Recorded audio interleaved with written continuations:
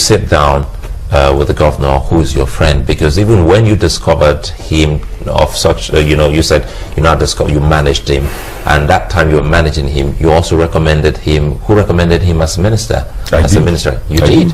So you also recommended him, even though you knew that you were trying to manage him. You sent him to the federal cabinet. So in other words, it might be that you're saying this because both of you are not in good terms. He was a good man to you, and yes, you don't recommend someone who. I wish you knew those who are good men to me. Mr. Amici, you wouldn't. If I'm your friend, you wouldn't recommend me if I'm a bad man. And just listen.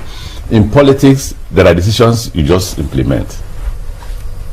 As a governor, there's what Nigerian politicians call you must consult. Now, by the time we were ready to nominate ministers, we agreed to nominate somebody, and we nominated the person. The person was accepted. Well, the person was not accepted, so we replaced the person with another person. Now, there's one ministerial nomination that came to the office of the chairman of the Governors Forum, which is the Minister of State for South, and it was given to me. Again, in this issue of Nigerian politicians, when they say you must carry us along, I came back home and said, listen, the president has agreed that I should nominate Minister of State for South. Who do we send? A friend of mine and his friend, who he brought to us, and now we own him as our friend because he remained with us despite the fact that this man went away. Chuma, who became my commissioner for commerce, now advised that our friend is a bit depressed since I removed him as chief of staff. That we don't want to have a medical crisis in our hand. I won't see the details. That if we don't want to have the medical crisis in our hand, we should please put him forward. That he thinks that the federal government can control his activities. So if we put him forward, he thinks that the president, he may not be as reckless as he will be in the state. So he was correct when I said we did. He was correct when he said that you tried to get rid of him when you nominated him to be minister. I wish him luck. One thing I do in life is that if I'm privileged to nominate you, I finished. How you manage your position, what you do I'm with saying it. I mean, that's what he said. How can I? He said Don't forget that. He said there was a sinister motive. That was why you nominated him. It wasn't altruistic. Oh, that I was trying to get him away from Port Harcourt? Yes. Oh, first I've got him out of my government because I knew he wasn't qualified to be my government.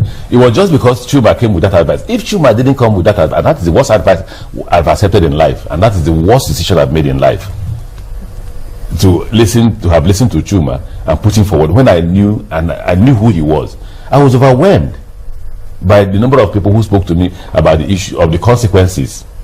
And if we don't want to lose a friend, then we must swallow the bitter pill. Well, and don't forget, I had to work on the issue of, oh, governor, you're always stubborn.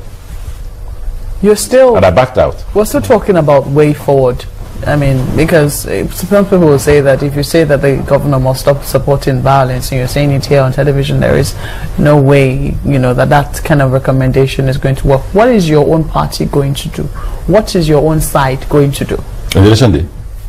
Is it on the election day or what? Even now. That's not what we're doing. What we're doing is fall on the side of the law. We're the victims. We're helpless. It is the responsibility listen, I took an oath of office as a governor. I swear that I will protect lives and properties. That's all. Nothing more. I didn't see anything in that oath. So it is the governor's responsibility.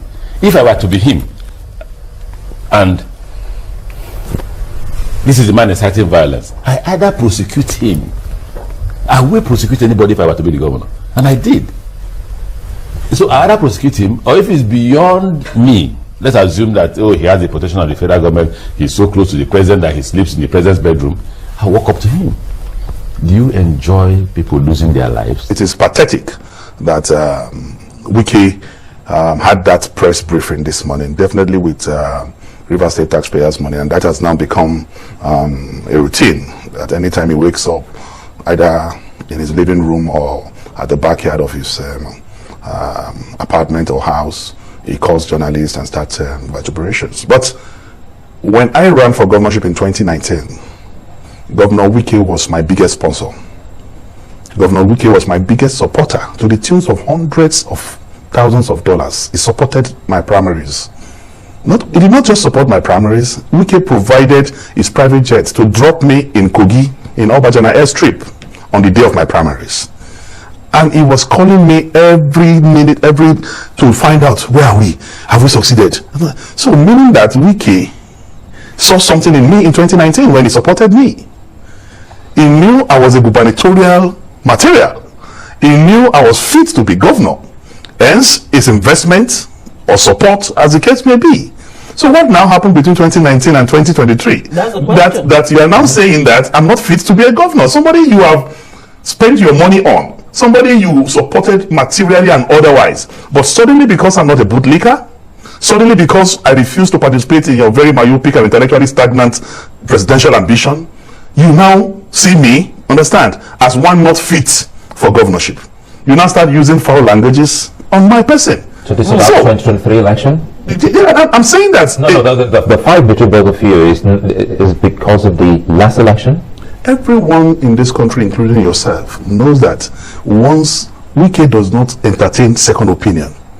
And that is why you can see that even lawyers who are taking their evidence to court have been barricaded, violently destroying their materials.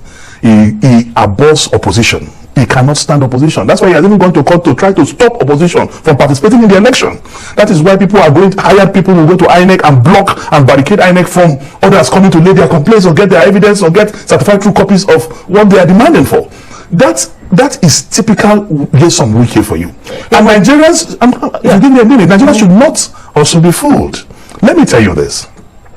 Wike will come and tell you, anyway, he's not even getting that right. Apparently he didn't go to a nursery school, so he has problem with his vowels. He calls it integrity. So that is integrity. Justice, equity, that is always clamoring. He doesn't possess 1% of it. When he will come and tell you he wants the southern presidency, that is why he's fighting. But that is a bogus lie. Wike wanted to be vice presidential candidate to Atiku. Wike called me 19 times in 2 hours when Atiku was going to mention his vice presidential candidate, lobbying me with everything possible to influence Atiku to announce him as the vice president. I have witnesses. I even gave the phone to Senator Abdul Nengi, who spoke with him. He also lobbied him. I gave the phone to Senator Zamiri.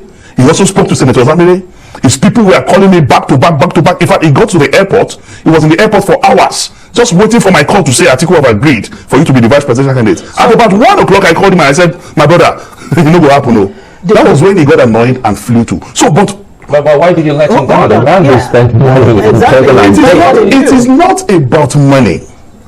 It is not about money. It's about, and I am not Atiku Abubakar. I cannot choose a vice presidential candidate for Atiku Abubakar. But did you have that discussion with Atiku Abubakar while Nyesom Wike was trying to get you to influence? No responsible, reasonable Nigerian who is not under the influence of alcohol like Wike will suggest Wike as vice president. One day he will just be sitting down. Atiku will just come out with blood in his head as president. Why not? I mean, having the minister, he was Minister of Education, he's governor. That is not the president of Nigeria. And even as governor, you can see. Every Nigerian can see. Is his attitude gubernatorial? For over a decade, this has been the birthplace of innovation. Innoson Vehicles is a testament to resilience, employing international best practices to create more than just a car. Every vehicle here tells a story of durability, fuel economy and safety. Crafted with the African spirit, the Nigerian heart. These vehicles surrounding me embody the unique concept of regionalization, each one designed to cater to the tastes and preferences of our people. From the streets in Nigeria to the terrains of the Sahara, these vehicles are designed for our roads, for our people. This is more than a vehicle. It's a symbol of our progress, our resilience, our collective success story. Your feedback drives us to continuously innovate and improve. Innoson Vehicle, the pride of African roads.